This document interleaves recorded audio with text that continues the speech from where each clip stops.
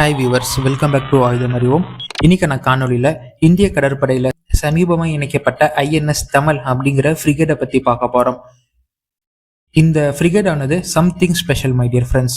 Because இந்தியாவால் கொள்முதல் செய்யப்படக்கூடிய கடைசி போர்க்கப்பல் இந்த ஐஎன்எஸ் தமிழ் அப்படிங்கிற ஃப்ரிகேட் தான். இது போக குவாட் கூட்டமைப்பு அமெரிக்காவில் நடந்து முடிஞ்சிருக்கு. அதில் கலந்துகிட்ட நம்ம வெளியுறவுத்துறை அமைச்சரான ஜெய்சங்கர் அவர்கள் பாகிஸ்தானையும் சீனாவையும் வச்சு வெளுத்து வாங்கியிருக்காரு அப்படின்னே சொல்லலாம். சீனால நடந்து முடிஞ்ச ஷாங்காய் கோஆபரேஷன் ஆர்கனைசேஷன்ல அயன் பிரதர் பாகிஸ்தானுக்காக கொள்கையை தவற விட்டு செயல்பட்ட சீனா பகல்காம் தாக்குதலை கண்டிக்க தவறியது. அந்த கூட்டத்துல அங்க கண்டனம் தெரிவிச்சிருந்தா கூட இந்த அளவுக்கு இது இவ்வளவு பெரிய எஃபெக்டை உருவாக்கி இருக்குமா அப்படின்னு எனக்கு தெரியல. ஆனா இங்க நம்ம ஜெய்சங்கர் அவர்கள் பேசியிருப்பது உலக நாட்டின் அனைத்து மூலைகளுக்குமே ரீச் ஆகியிருக்கு அப்படின்னே சொல்லலாம்.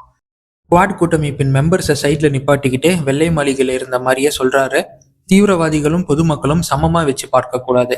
இந்தியா அப்படி ஒரு பார்வையை மேற்கொண்டதே இல்லை. தீவிரவாதிகளும் தீவிரவாதத்திற்கும் எதிராக இந்தியா வாய் மூடி இருக்கிறது இல்லை. தீவிரவாதத்துல இருந்து மக்களை காப்பாற்றும் அனைத்து உரிமைகளும் இந்தியாவிற்கு இருக்கு. அதற்குனே ஒரு எக்ஸசைஸை இந்தியா தனியா செஞ்சுக்கிட்டு இருக்கு. அந்த எக்ஸசைஸ் ஆனது வருங்காலத்துல இன்னும் தொடரும். இதை குவாட் அமைப்பினர் புரிந்து கொண்டு எங்களை ஆதரிக்கணும் அப்படின்னு வெளியுறவுத்துறை அமைச்சர் எங்கிருந்து சொல்றாரு? வெள்ளை மாளிகையில குவாட் மெம்பர்ஸை சைட்ல நிப்பாட்டிக்கிட்டு சொல்றாரு. இவர் இந்த ஸ்டேட்மெண்ட்டை வெள்ளை மாளிகையிலிருந்து சொல்றதுக்கு என்ன அர்த்தம் my dear friends? Operation Sindoor ஆனது இதோடு நிக்க போவதில்லை. அடுத்தடுத்து பல அதிரடிகள், பல பதிலடிகள் தீவிரவாதிகளுக்கும் தீவிரவாத நாடுகளுக்கு எதிராகவும் இந்தியா நிகழ்த்த போகுது. அது ஒண்ணுதான் இந்த ஸ்டேட்மெண்ட்டுக்கு பின்னாடி இருக்கும் முக்கிய காரணம், மூல காரணம். அது ஆபரேஷன் சிந்தூர் 2.0 இருக்கலாம், இல்ல ஏதேனும் ஒரு பெயர் மூலமா இந்தியா அந்த தாக்குதலை நடத்தக்கூடலாம். ஆனா அப்படி நடத்தப்படும் தாக்குதலுக்கு குவாட் அமைப்பான யூஎஸ், ஜப்பான், ஆஸ்திரேலியா மாதிரியான நாடுகள் சீனா மாதிரி வாயை மூடிக்கிட்டு இருக்காம அவங்களுடைய ஆதரவுகளையும் இந்தியா ஏன் இது மாதிரி தாக்குறாங்க, ஏன் இது மாதிரி நடந்துக்கிறாங்க, புரிதலோட இந்தியாவுடன் நிக்கணும், தோல் கொடுத்து நிக்கணும் அப்படின்னு நம்ம வெளியுறவுத்துறை அமைச்சர் அங்கு இருந்தவாறு பாகிஸ்தான் மற்றும் சீனாவிற்கு ஒரு எச்சரிக்கையும் குவாட் அமைப்பு நாடுகளுக்கு கோரிக்கையும் அவர் அங்க வைக்கிறாரு. நம்ம ஜெய்சங்கர் மட்டும் எஸ்சிஓ மீட்டிங்ல சீனால கலந்துருந்தாருன்னு வைங்களேன், அந்த சம்பவமே வேற மாதிரி நடந்திருக்கும் ஃப்ரெண்ட்ஸ். இதை நீங்க ஒத்துக்கிறீங்களா அப்படின்னு இந்த வீடியோவின் கமெண்ட்ல நீங்க சொல்லுங்க. அடுத்த செய்தியை நோக்கி நம்ம நகரலாம். Beat Hegseth, யூஎஸ்இன் secretary of defence, நம்ம இஐஎம்மிடம் சொல்லியிருக்காரு, அமெரிக்கால இருந்து வழங்க வேண்டிய இராணுவ ஆயுதங்கள் லைக் MQ-9B ரீப்பரா இருக்கட்டும், GE 404, 414, அப்பாச்சி 61E போன்ற ஆயுதங்களை உடனடியாக வழங்க அதற்கு தேவையான நடவடிக்கைகளை நாங்கள் எடுக்கிறோம். உங்களுக்கு அடுத்தடுத்து அமெரிக்கா கிட்ட இருந்து வர வேண்டிய ஆயுதங்கள் எந்த தாமதமும் இல்லாம உங்களை வந்து சேரும் அப்படின்னு அவர் சொல்றாரு.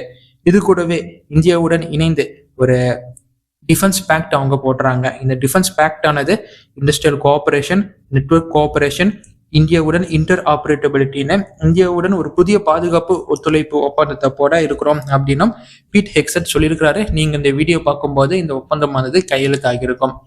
இந்த ஒப்பந்தத்தை எப்படி பீட் ஹெக்ஸெட் அவர்கள் இந்தியாவிடம் முன் வச்சாருன்னா, நீங்க இது மாதிரி தீவிரவாதிகளுக்கும் தீவிரவாதத்திற்கும் எதிராக செயல்படுறேன்னு சொல்றீங்க, அதே கருத்தை ஒத்துதான் நாங்களும் இருக்கிறோம். எங்க கிட்ட இருந்து நீங்க ஆயுதங்களை வாங்குங்க, உங்களுக்கு இப்ப தர வேண்டிய ஆயுதங்களை இந்த ஒரு தீவிரவாதத்திற்கும் தீவிரவாதிகளுக்கும் எதிராக என்னையும் நோக்கல உடனடியா நான் உங்களுக்கு வழங்குறோம்.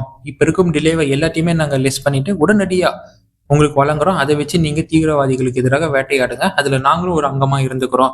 அண்ட் தீவிரவாதிகளுக்கு எதிராக உங்களுடன் செயல்படும் நோக்கில ஒரு டிஃபென்ஸ் பேக்டை நாங்க போடுறோம் அப்படின்னு இது மாதிரி பீட் ஹெக்ஸெட் இப்படி பின்னாடி பக்கம் இருந்து இந்தியா கூட ஒரு டிஃபென்ஸ் பேக்டை போடுறாரு. ஆனா என்னுடைய தனிப்பட்ட கருத்து என்னன்னா, இவங்களை சாதாரணமா நம்ம அணுகக்கூடாது ஃப்ரெண்ட்ஸ்.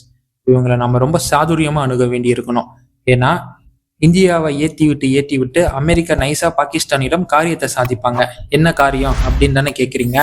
சீனா கிட்ட இருந்து பாகிஸ்தானை பிரிச்சு தாம் பக்கம் வச்சுக்கிறது தான். அப்பதான் சீனாவுக்கு எதிராக அமெரிக்காவால சிறப்பா செயல்பட முடியும். அண்ட் இப்ப இருக்கும் சூழ்நிலை அந்த ஒரு மையத்தை நோக்கி தான் அமெரிக்காவை தள்ளும் கண்டிப்பா. ஏன்னா கையை மீறி போயிட்டு இருக்கிறாங்க சீனாக்காரங்க. அதே மாதிரி இன்னைக்கு இந்தியா கூட போடும் பிசினஸ் பிளான் மாதிரி பாகிஸ்தானுடனும் போட மாட்டாங்க அப்படின்னு நம்மளால சொல்ல முடியாது. இன்னைக்கு இந்தியாவுக்கு ஆயுதத்தை விற்கிற ட்ரம்ப் ஆனவரும் நாளைக்கு அதே ஆயுதத்தை இந்தியாவுக்கு எதிராக பாகிஸ்தானுக்கு விற்க மாட்டாரு அப்படின்னு நம்மளால உறுதியா சொல்ல முடியாது. Because is A business man. அவருக்கு லாபம் நஷ்டம், ப்ராஃபிட் ஆர் லாஸ், இதுதான் அவருக்கு கணக்கு. ஸோ யூஎஸ் அண்ட் சைனா பாகிஸ்தானை ஒரு நல்ல வெப்பன் கன்சியூமராக தான் அணுகுவாங்க. பிகாஸ் இப்போ இந்தியா மற்றும் பாகிஸ்தானுக்கு எதிராக ஒரு கோல்டு வார் போயிட்டு இருக்கு. இதை கண்டிப்பா இந்த இரு நாடுகளும் பயன்படுத்தி ஆயுத வியாபாரத்துல தங்களை மேம்படுத்திக்கணும் அப்படின்னு தான் விரும்புவாங்க. ஸோ இதுக்கு பின்னாடி இருக்கும் சூட்சுமத்தை அறியாம பாகிஸ்தானும் அவங்க அப்படி தராங்கிறாங்க, நீ எனக்கு எவ்வளோ தர, நீ எனக்கு எப்படி தர அப்படின்னு பிஸ்னஸ் டீலிங்க பேசிக்கிட்டு இருப்பாங்க. பட் இங்க அழிய போறது பாகிஸ்தானா தான் இருக்கக்கூடியமே தவிர ஆயுதத்தை விற்கிற சீனாவோ இல்லை அமெரிக்காவோ இருக்க போறது இல்லை. இதை எப்படி உங்களுக்கு நான் புரிய வைக்கணும் அப்படின்னா, இப்ப இருக்கும் சூழ்நிலையில சீனாவை காட்டி தைவான் கிட்ட எப்படி அமெரிக்கா தன்னோட ஆயுத வியாபாரத்தை பண்றாங்க. ஸோ மோரார்லஸ் அதை நான் இங்க மேற்கொள்ள உங்களுக்கு நான் சொல்ல விரும்புகிறேன். ஸோ இந்தியா அமெரிக்காவுடன் போடக்கூடிய இந்த டீல்ல ரொம்பவும் சாதுரியமாக செயல்பட வேணும் அப்படிங்கிறது தான் என்னோட கருத்தா இருக்கு. Now we speak about INS Tamil. ரஷ்யாவின் கலினின்கார்ட்ல இருக்கும் யாண்டர் ஷிப்யார்ட்ல உருவாக்கப்பட்ட மல்டி ரோல் ஸ்டெல்த் ஃப்ரிகேட் தான் ஐஎன்எஸ் தமிழ். டிசம்பர் 2024 ஐஎன்எஸ் துஷில்னு ஒரு ஃப்ரிகேட்டை ரஷ்யா கிட்ட இருந்து இந்தியா கட்டி வாங்கினாங்க. ஸோ அந்த போர்க்கப்பலின் லிஸ்ட்ல வரக்கூடியது தான் இந்த ஐஎன்எஸ் தமிழ். இன்னும் புரியும்படி உங்களுக்கு சொல்லணும்னா தல்வார் கிளாஸ் அப்படின்னு ஒன்று இருக்கு. இந்த தல்வார் கிளாஸ்ல மேம்படுத்தப்பட்டு கொண்டு வந்தது தான் தெக் கிளாஸ். இந்த தெக் கிளாஸின் மேம்படுத்தல் தான் துஷில் கிளாஸ். இந்த துஷில் கிளாஸ்ல தான் ஐஎன்எஸ் துஷில் அண்ட் ஐஎன்எஸ் தமிழ்னு இந்த 2 மேம்படுத்தப்பட்ட ஃப்ரிகேட் இருக்கு. இதுல ஒரு ஆச்சரியமான செய்தி என்ன தெரியுமா ஃப்ரெண்ட்ஸ்? இந்த துஷில் அண்ட் தமிழ் ஃப்ரிகேட்டை இந்தியாவுக்காக தான் கட்ட போறோன்னு ரஷ்யாவுக்கு தெரியாம அவங்க கட்டியிருக்கிறாங்க. ப்ராஜெக்ட் 1135R அப்படின்னு அழைக்கக்கூடிய ரஷ்யாவின் ஃப்ரிகேட் ப்ராஜெக்டுக்கு கீழே ரஷ்யன் நேவிக்காக அட்மிரல் புட்டாகோவ், அட்மிரல் புட்டாமின் அண்ட் அட்மிரல் கொரினிலோவ் அப்படின்னு 3 ஃப்ரிகேட்களை கட்டிக்கிட்டு இருந்தாங்க ரஷ்யர்கள். ஆல்மோஸ்ட் பாதிக்கும் மேற்பட்ட வேலை முடிக்கப்பட்ட நிலையில உக்ரைனின் போர் காரணமாக M7N1ங்கிற கேஸ் டர்பைன் இன்ஜின் கிடைக்க சில காலதாமதமானது. காலதாமதம்னா 2 வருஷ காலதாமதம். இந்தியா இதனால ஒரு பக்கம் இந்தியாவுக்கு தர வேண்டிய டெலிவரியும் தாமதமானது, அவங்களுக்கு தேவையான போர்க்கப்பல் கட்டவும் அவங்களுக்கு தாமதமானது. இந்த 2த்தையும் ஈடுகட்ட தான் அவங்களுக்காக உருவாக்கப்பட்ட 3 போர்க்கப்பல்ல 2 போர்க்கப்பல் இந்தியா பேர்ல எழுதி கொடுக்குறாங்க. 3ல 2 போர்க்கப்பல் இந்தியாவுக்காக பாதியிலிருந்து உருவாக்கப்படுது. அப்படி உருவாக்கப்பட்டது தான் ஐஎன்எஸ் தமிழ் அண்ட் ஐஎன்எஸ் துஷில். சரி, ரஷ்யாவுக்கு போர்க்கப்பல் இன்ஜின் கிடைப்பதில் என்ன காரணம், என்ன சிக்கல் அப்படின்னு கேட்டீங்கன்னா அதற்கு காரணம் உக்ரைன் தான். உக்ரைனின் நிறுவனங்கள் தான் ரஷ்யாவின் போர்க்கப்பல் தொடர்பான இன்ஜின் உற்பத்தி பண்ணக்கூடிய ஆளுங்களா இருக்கிறாங்க. பெரும்பாலும் ரஷ்யா கிட்ட இருந்து ஒரு போர்க்கப்பல் வாங்குறாங்கன்னா அவங்க உக்ரைனின் உதவி இல்லாம அவங்களால அந்த போர்க்கப்பலை வாங்கவே முடியாது. Because Ukraine is deep integrated with Russian naval infrastructure and naval complex. இன்னும் சொல்ல போனா நாம ரஷ்யா கிட்ட இருந்து 59 போர்க்கப்பலை வாங்கி இந்நாள் வரை பயன்படுத்திட்டு இருக்கிறோம்.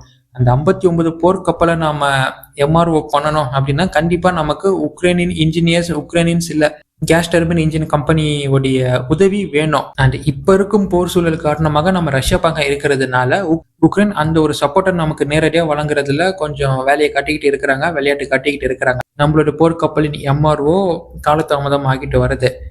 ஸோ இதுல இருந்து நான் என்ன சொல்ல வரேன்னா, உக்ரைனின் அந்த போர்க்கப்பலை கட்டக்கூடிய நிறுவனங்களா இருக்கட்டும், இன்ஜினியரா இருக்கட்டும், எந்த அளவுக்கு டீப்பா ரஷ்ய நேவலுக்குள்ள ஊடுருவி இருக்கிறாங்க, அவங்களோட முக்கியத்துவம் என்ன அப்படிங்கிறது தான் இந்த இடத்துல நான் சொல்ல வரேன்.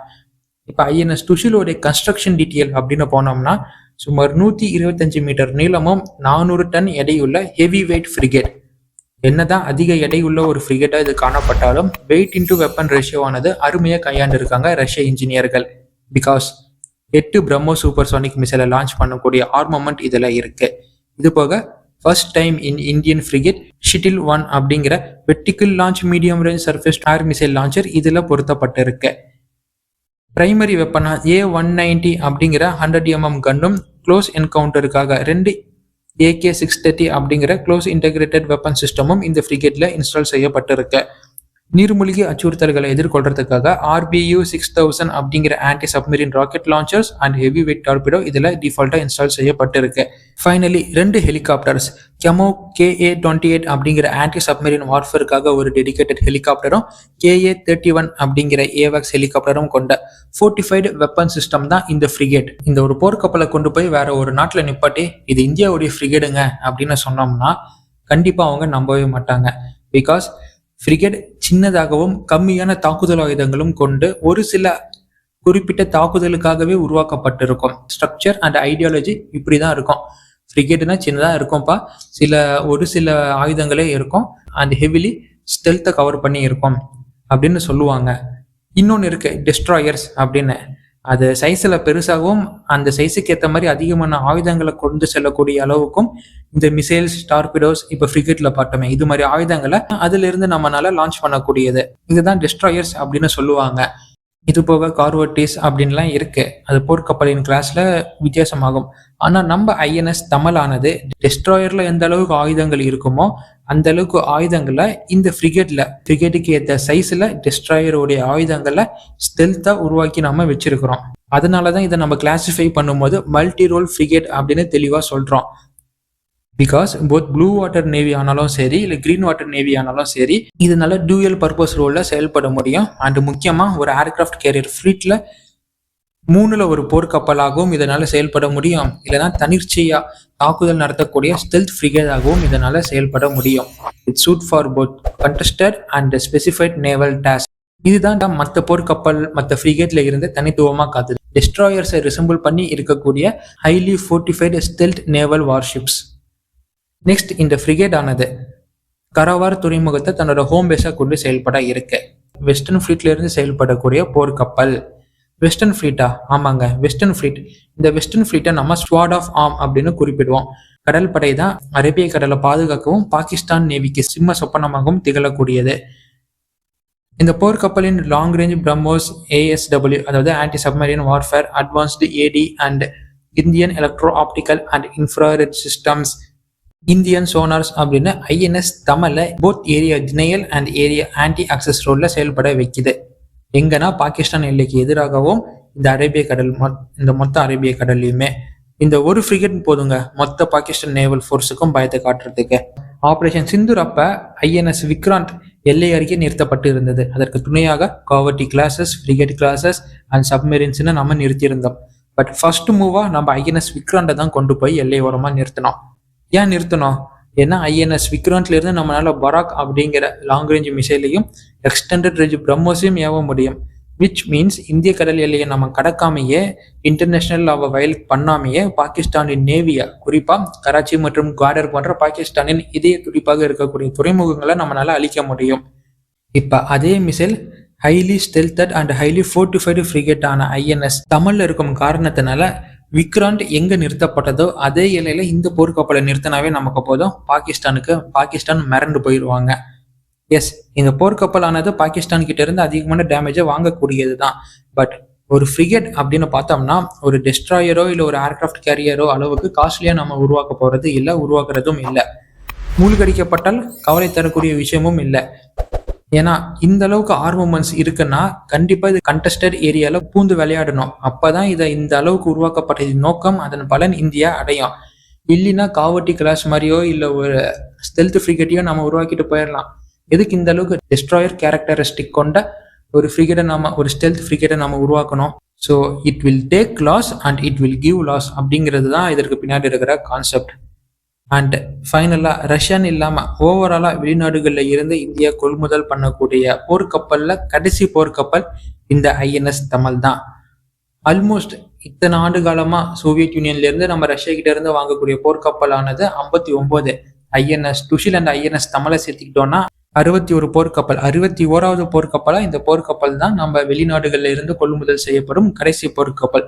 இதற்கு மேல இந்தியாவின் போர்க்கப்பல்களை அது எந்த கிளாஸா இருந்தாலும் சரி, டெஸ்ட்ராயரா இருக்கட்டும், கார்பெட்டியா இருக்கட்டும், இல்ல ஒரு ஏர்கிராஃப்ட் கேரியரா இருக்கட்டும், எக்ஸப்ட் சப்மெரினை தவிர இந்தியாவில நாமளே நமக்காக உருவாக்கிட்டு இருக்கிறோம். ஆல்மோஸ்ட் அடுத்து 10 போர்க்கப்பல்கள் நமக்கு ரெடியா இன் டிஃப்ரெண்ட் கிளாஸஸ்ல நமக்கு உருவாக்கிட்டு இருக்கு ஃப்ரெண்ட்ஸ். ஸோ ஐஎன்எஸ் தமிழ் அப்படிங்கிறது ஒரு முடிவு அப்படின்னு இல்லாம இது ஒரு தொடக்கம். இது இந்தியாவின் ஆத்ம நிர்பாரத்தின் ஒரு முக்கிய தொடக்கம் அப்படின்னு தான் நான் சொல்லுவேன். பிகாஸ் இதே கிளாஸ்ல ஐஎன்எஸ் துஷில் கிளாஸ்ல அடுத்த 2 போர்க்கப்பல் கோவா ஷிப்யார்ட்ல ரெடி ஆகிட்டு இருக்கு ஃப்ரெண்ட்ஸ். அது அடுத்தடுத்து இன்ஜெக்ட் ஆகக்கூடியது. ஸோ பாருங்க, இந்தியா எது மாதிரி தன்னோட ஆத்ம நிர்பாரத்துல இப்ப செயல்பட்டு வெற்றி அடைஞ்சிக்கிட்டு இருக்கு. அண்ட் எந்த அளவுக்கு தன்னிச்சையா ஒரு ஹெவி ஃபோர்ட்டிஃபைடு அண்ட் ஸ்டெல்த் போர்க்கப்பலை உருவாக்கும் திறனை இந்தியா அடைஞ்சிருக்கு அப்படிங்கிறத கண்டிப்பா இந்தியா வருங்காலத்துல ஒரு மிகப்பெரிய ப்ளூ வாட்டர் நேவியா மாறும் அப்படிங்கிறதுல எந்த சந்தேகமும் இல்லை. அண்ட் இன்னைக்கான காணொலி இதுதான் ஃப்ரெண்ட்ஸ். இன்னைக்கான காணொலியில நம்ம 2 முக்கிய செய்திகளை தெரிஞ்சிருக்கலாம். இந்த 2 முக்கிய செய்திகள் பற்றின உங்களின் கருத்துக்கள் என்ன அப்படிங்கிறத கமெண்ட் பாக்ஸ்ல போடுங்க. Until it signing off from ஆயுதம் அறிவோம் and stay tuned for next video. நன்றி, வணக்கம். அண்ட் மறக்காம நம்ம சேனலை சப்ஸ்கிரைப் பண்ணி ஃபாலோ பண்ணிக்கோங்க.